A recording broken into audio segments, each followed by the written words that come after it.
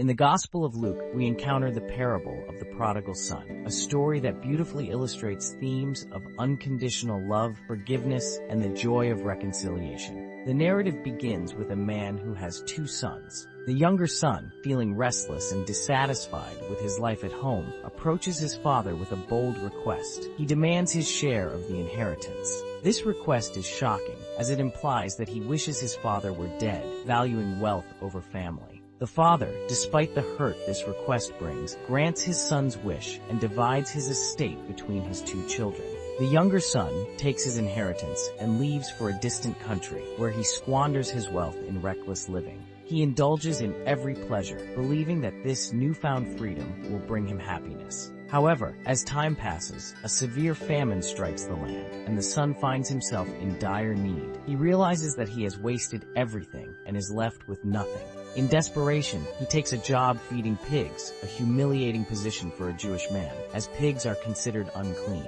As he watches the pigs eat, he longs to fill his own stomach with the pods they are eating, but no one gives him anything. This moment of despair marks a turning point for the young man. He begins to reflect on his life and the choices he has made. He remembers that even his father's hired servants have enough food to eat, and he decides to return home, hoping to be accepted as one of them.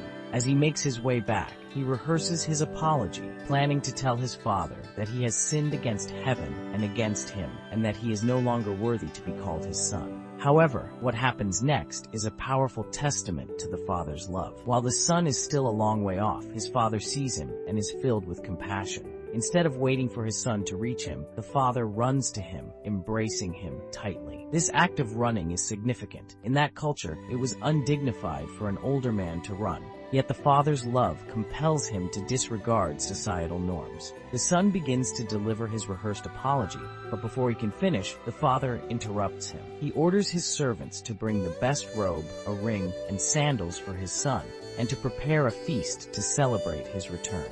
The father's actions demonstrate not only forgiveness, but also restoration. He does not treat his son as a servant, but welcomes him back as a beloved child. This celebration signifies the joy that comes with reconciliation and the unconditional love that the father has for his son. Meanwhile, the older son, who has been working in the fields, hears the music and dancing upon his return home. Confused and angry, he learns that his brother has returned and that their father is celebrating. The older son feels overlooked and unappreciated, expressing his frustration to his father. He has been faithful and obedient, yet he feels that he has received nothing in comparison to the lavish welcome given to his wayward brother. The father responds with love and understanding, reminding the older son that he is always with him and that everything the father has belongs to him. He explains that it is right to celebrate the return of the lost son, for he was dead and is alive again. He was lost and is found. This moment highlights the depth of the father's love for both sons, emphasizing that grace is not earned but freely given. The parable of the prodigal son teaches us profound lessons about God's unconditional love and forgiveness. It illustrates that no matter how far we stray, we can always return home and be welcomed with open arms. The joy of reconciliation is a central theme, reminding us that every lost soul is precious and worthy of celebration. If you found this message inspiring, please take a moment to like this video and subscribe to our channel for more content that encourages love and understanding in our lives.